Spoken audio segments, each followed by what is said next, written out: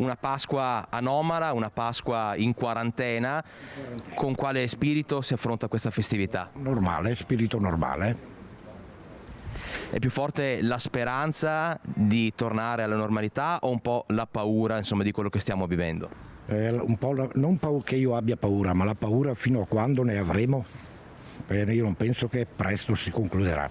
Si cerca almeno religiosamente di pensare a qualcosa che può darci un po' di fiducia, e per il resto della situazione cerchiamo di stare tutti alle regole che ci hanno dato e speriamo che passi in fretta. La speranza c'è sicuramente sempre, è sempre stata nell'indole dell'essere umano, e se non siamo ottimisti e speranzosi noi è finita.